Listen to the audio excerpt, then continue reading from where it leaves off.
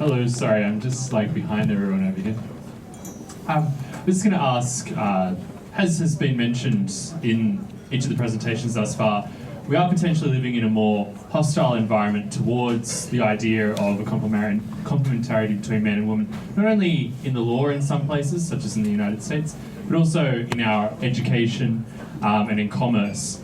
How do we respond potentially as families if we want to be able to raise our children or live out our lives in business or to teach our children? Do we pack up and move, or do we just pretend that our beliefs don't exist if we want to live in the public square? How do we live with a situation that could potentially happen here in Australia? Firstly, I'd say to you, don't lose hope. Don't resign yourself to this is inevitable and we've got to just go and hide in a cave. It's not inevitable till it happens, and once it's happened, if it happens, well then you've got the rest of eternity to undo it. But we've still got a chance in Australia to in fact stand with most nations on this earth and say that maleness and femaleness do matter, and they do matter very much for things like marriages and families, which is not being against anybody else or hating anybody else or trying to make other people's lives miserable. And I think that we can say that to commerce and to law and to other parts of our culture, say that in ways that are gentle and kind and persuasive, rather than having to be hectoring and severe and legalistic, that picture of Christians that we heard some people have. If the time comes when this is imposed on us, a new definition of marriage that says maleness and femaleness are irrelevant, and various laws and social policies that tell us we're forbidden to take this into account, maybe we won't go to have boys' schools anymore, or women's hospitals, or male and female toilets. I don't know how far it'll go.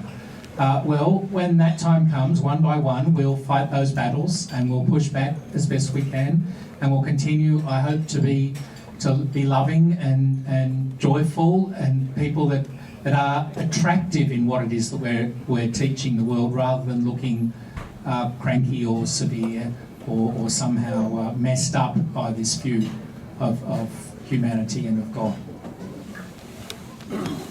I totally agree, and what we're doing tonight is actually in preparation for that time. And so we should gather together with those who feel that there is something beautiful and precious about being made in the image of God, male and female. And we should, this might sound odd, but we should actually thank God that our faith is being tested. Faith, it's like a crucible, and it's like being refined by fire.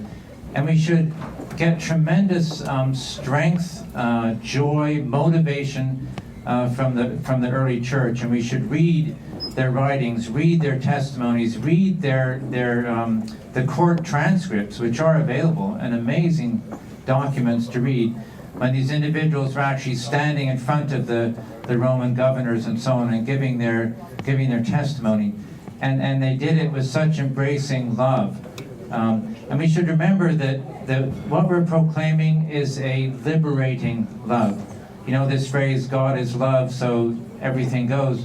Yes, God is love, but He loves us so much that He will liberate us from sin and darkness. And that's a beautiful concept, a beautiful reality. We should teach that in our homes. Take the Jewish people as an example. What did God say? Teach your children, write these things on the walls, put them on your forehead. We need to start doing those things ourselves as believers. Proclaim it and celebrate it, and let people see your joy in the beauty of your family. And do not be ashamed of it. Do not be afraid. Sorry. Christ said after His resurrection, do not be afraid. How many times, look it up in the New Testament, how many times, do not be afraid, do not be afraid. I give you peace, a peace that the world cannot give. That's how we should approach the turbulent times ahead. Yeah, I enjoyed all of that. Thank you. I think Christians have to get used to being kind of on the margins of things too. I think we probably need to recognise that that's where we're at, to not just be always thinking, well, I wish it was like it was 40 years ago, but understanding the reality in which we live. The church has always done very well from the margins, actually. And so perhaps be encouraged by that. The question I said, should we move, and what should we do? I think you've got to be part of your community, you've got to be staying here. It could get difficult at times, but my sense is we've got to be, as you say, Grace, sort of embodying a different way, perhaps, and just being part of people's communities. It's much harder to argue against people's stories of faith and the difference it makes to them rather than some policy position.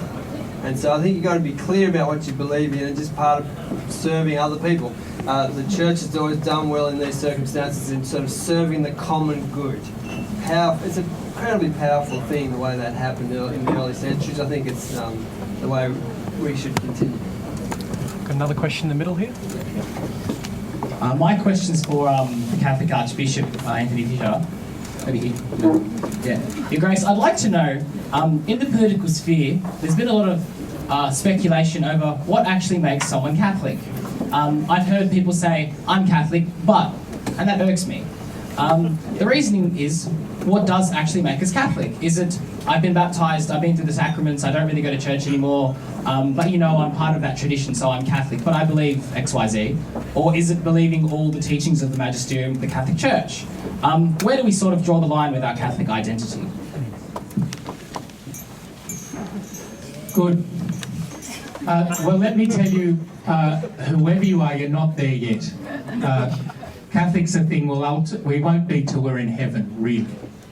Till then, we're getting hopefully closer by conforming ourselves more and more to Christ, or letting His grace conform us to Him. But till then, you're initiated into the church, to the sacraments. You love and learn from the Word of God. You're inspired by the teachings of the church, and you try day by day to understand those better and to live those better, to grow in virtue by God's grace. And you never get there till you're dead, or till about 15 minutes after you're dead. Some of us are long purgatory as well. But eventually, you hope that you'll be a saint. The real Catholics, the real Christians, are ones who have been through the persecutions and the purifications, as well as the good times, and conform themselves, been conformed to Christ. So I'm not going to give you then a very neat kind of machine you could use to test how Catholic is this one. 51%, 75, is it going up, is it going down? But those kinds of things that I've said are the ways in and the ways to get closer and closer to God. Those are the things that will be a sign you are on the way there, or on the way somewhere else. Yeah, we have a question in the middle. Sorry, a bit of stage right, Patrick, that's not like me. Hey, Dom from St. Barnabas Anglican. Thanks for everybody coming to talk tonight in relation to complementing male and female. In relation to the question earlier arisen, I guess I was just in a little bit of confusion/disagreement in relation to a Catholic identity. For one person, myself, that doesn't take the sacraments but tries to imitate God's love and imitate the complementarity of male and female, would it be a little bit unfair to segregate one denomination to the others if the Pope is doing a really good effort to connect all of them, as we read in the book in Humanum?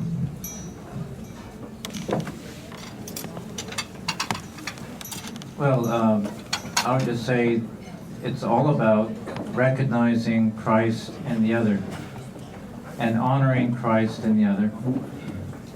And I like to believe that heaven will look startlingly different from some of our understandings. We should remember that Christ said that the prostitutes and tax collectors will get there before any of we do, and that's quite a startling thought.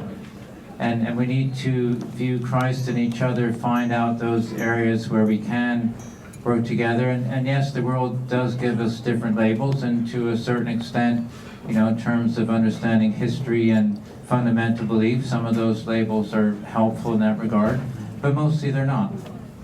And that's why we as Anabaptists hold very close and wonderful, joyful friendships across a wide spectrum. And particularly tonight, I'm so happy to be here next to our Archbishop, and to, through that very simple act, do something that 500 years ago absolutely would have been unimaginable. So we should look at the barriers that are still around today, think 500 years from now, and just put ourselves in the shoes of those Anabaptists who were being persecuted and who never would have imagined this happening, and that I'm able to embrace the brother to my right brings me immense joy, and I like to think it brings Jesus a lot of joy. There are many different callings, and you have to be true to what you feel in your heart and the calling that you have been given. So, we don't believe that everybody has to live the way we do, but we have been called to this way, and we need to be true. But we definitely feel very close to, like my husband said, people from all different expressions of faith, and we meet in those places where we find agreement and can encourage each other. Sorry, just one quick illustration. You see a ray of sunlight, and it seems to be a single color. It passes through a prism, and you get this beautiful rainbow. God does not paint in only one color. And it is an immense joy to fellowship with other believers, to learn from them. And I'll give you an example. We were singing Christmas hymns with our local Bishop Michael Kennedy, Bishop of the Armidale Diocese. And he said, I'm going to suggest a carol. It's my favorite. It is, O come, all you faithful, because of the chorus, O come, let us adore him. And I have to say, from the Anabaptist tradition, I've learned a great deal from my Catholic friends in terms of adoration, making that space for adoration. And that simple comment by Bishop Michael Kennedy beautifully put that in such simple terms. And I value that. I thank God for it. I'm grateful for it. We have one question over here and then another question in the centre. Hello, I don't have a particular person to address this question to, so I'll hand it over to the panel. This was a question that was asked me and I couldn't do anything with it, so I thought I'd just pass it on. And the issue was there are other issues that people consider to be moral issues within their own lives. And the one that was brought up was the consumption of alcohol, which, for example, Muslim friends would say is bad for society and bad for the individual, yet this event and not be able to happen if that was legislated against. How is it different to support legislation against, well, not legislation against, but to not support gay marriage for people that don't believe the same that we believe?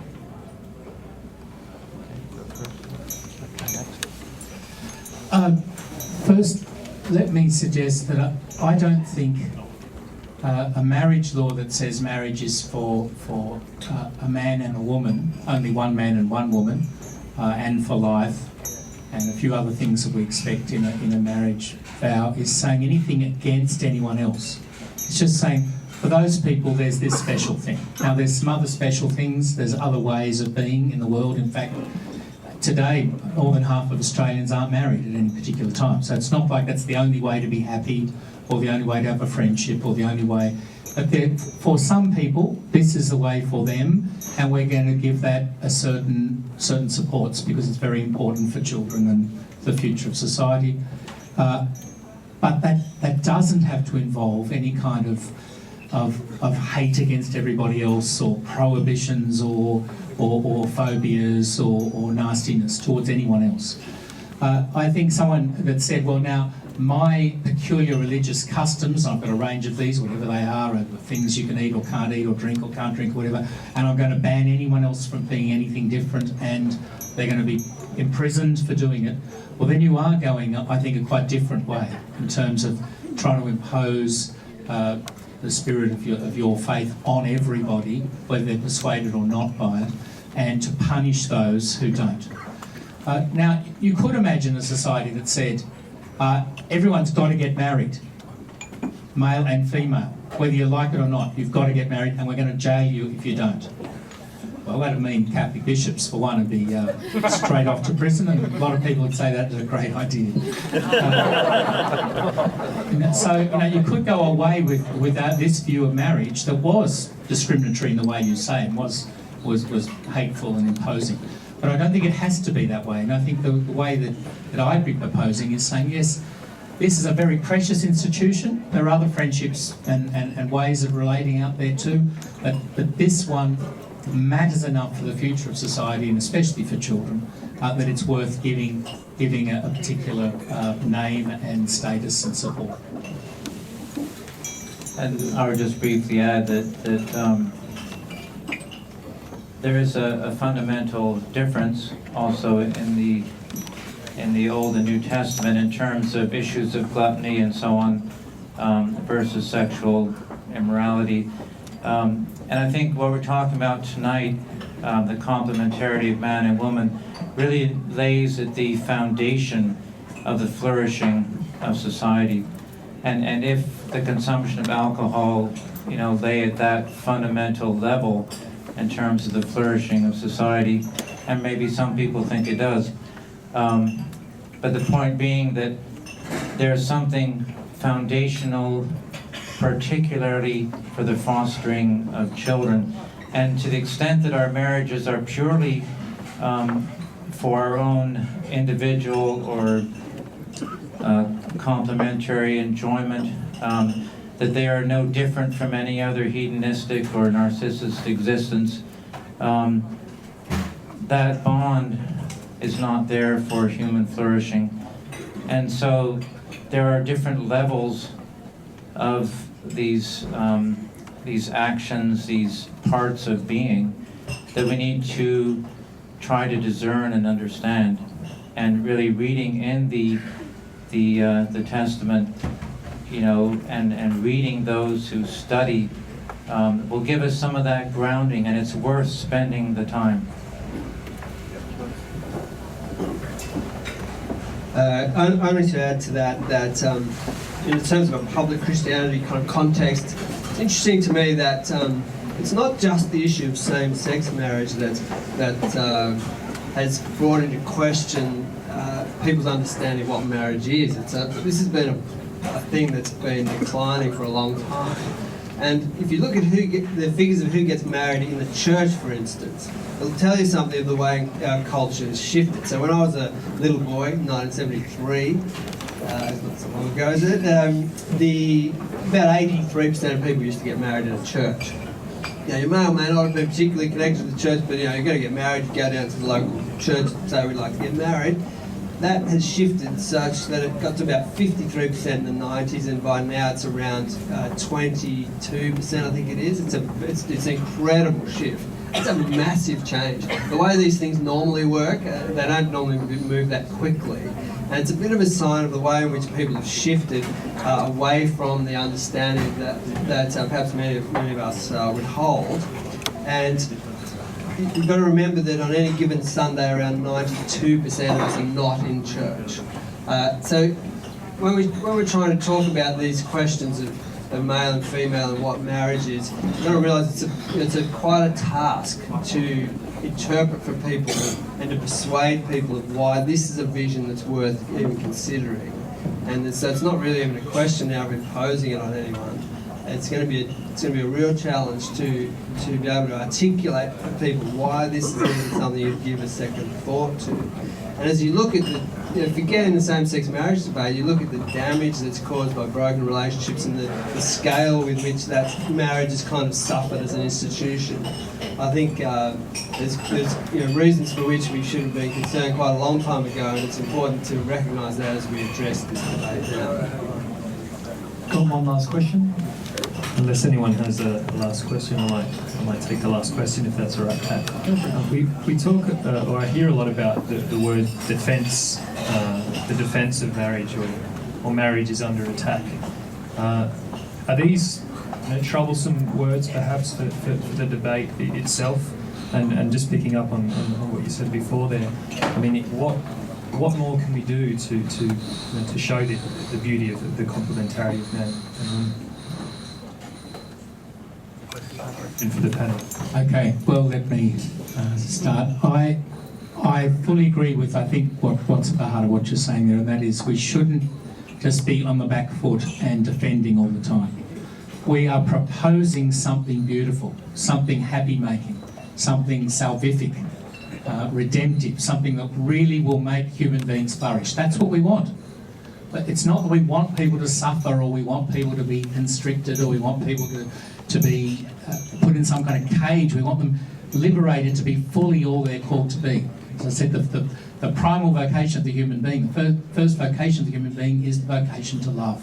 We want to give them the way to love, give them the opportunities and the helps to love well, to love in a way that really is the real deal with love, that is healthy and not just sentimentalised and banal and what the culture often does with love, but actually the thing that will make you flourish as a human being and mean you're ready for God by the end of it.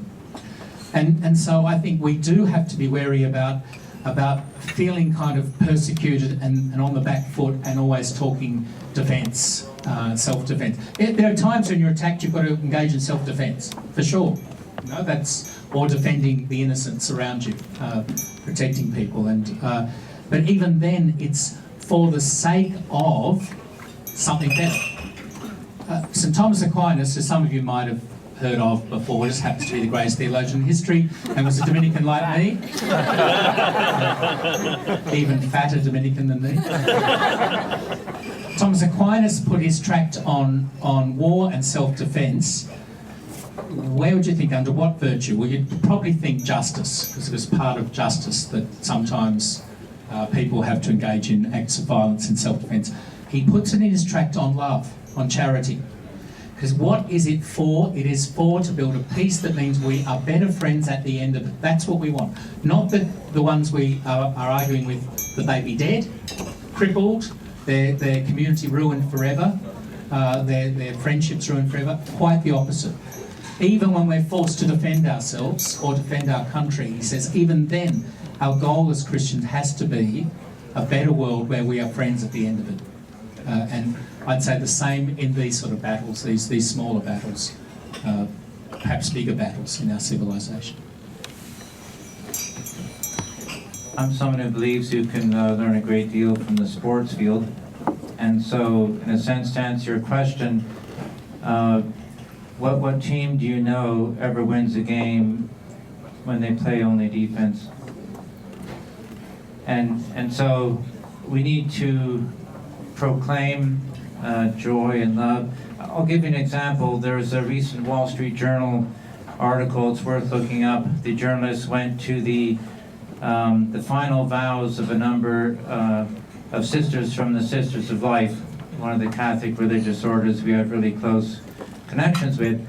And he asked the sister he was interviewing, how could you ever give up so much? And she said, that question is completely backwards. It should be, how could I ever envision that I could have ever gained so much? And if we live truly in our vocation, whether celibate or in couples, regardless of what the laws become or don't become, people will come to us because of our joy. And they will feel that, they'll sense our love, and that's the offense that I'm talking about. And with that type of offense, our team will win.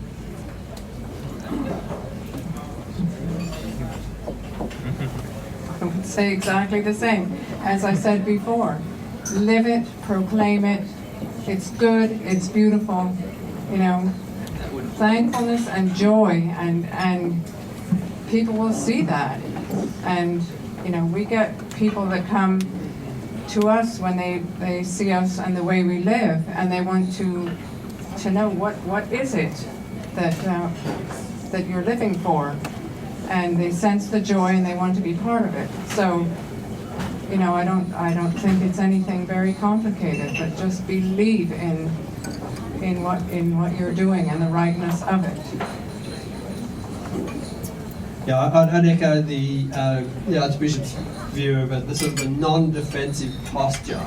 I think it's really important today. I think Christians are too much known for what they're against and not what they're for. And I think there's a way in which you can enter this sort of discussion in a very positive light. The other thing I think is to celebrate and find ways of telling the good stories of marriages that have thrived and survived. You know, find people who've been married for 50 years and get them to tell their story. I heard someone on Q&A the other night in relation to the Ashley Madison, what's it called? The Ashley Madison scandal. And she sort of mocked what she called Victorian morality, which, you know, we know what she meant by that. And I felt like saying, you know, there's a whole lot of kids that would be pretty glad if that's what you're talking about, when people have sort of, you know, it's not Victorian morality, it's just observing fidelity to promises that you make that make it a place of safety and nourishing for children. And I felt like, why not, let's celebrate ways in which people who've gone through difficult times, as all marriages do, and have not just survived but thrived. Every one of us knows examples of that. It'd be good to be able to find ways of telling those sorts of stories. And I would just like to say at the end, it's just beautiful to see you all. And I think in this stage, the first thing we need to do is simply just stop and think. And just hearkening back to our church's experience under Nazism, you know, I see a lot of parallels today in the sense that we are being bombarded by certain, well, I would call it propaganda. And we need to stop and think and don't let ourselves be steamrolled by the zeitgeist. The zeitgeist will always be counter to the Christian way. That's simply a fact. It was like that in Jesus' time, it will be like that in the future. And so we need to open our eyes, stop and think, take time to read the materials, take time to get together. This is just fantastic to see so many young people in this room. At some point, Patrick can say, well, you need to give yourselves a round of applause for being here tonight. It's beautiful. Thank you. Please thank our panel, everyone.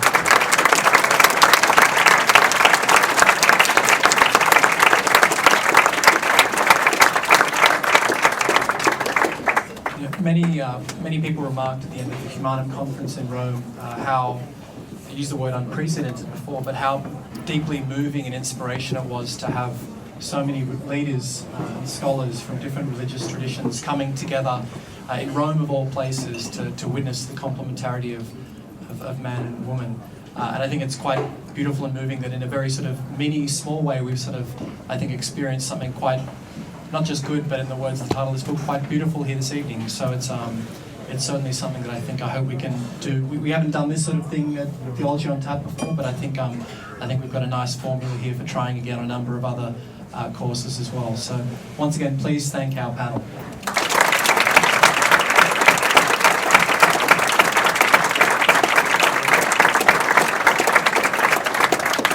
The book that we've been talking about tonight contains all of the presentations in the Humanum Conference, including Catholic, Evangelical, Anglican, Pentecostal, Eastern Orthodox, Anabaptist, Mormon, Jewish, Muslim, Buddhist, and Hindu contributions. I had to list them all because I was going to forget them.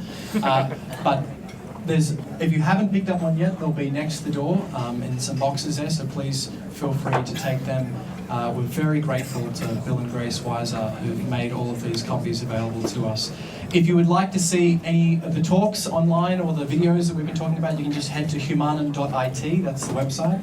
There's also more details about the 2014 conference and more details about another conference that I think is being scheduled for next year, and then sort of like smaller sort of TEDx-style breakaway conferences in other parts around the world too, which I'm sure maybe it might be a nice thing to have one here in Sydney as well. So once again, please thank Archbishop Anthony Fisher, Bill and Grace Weiser, and Simon Smart.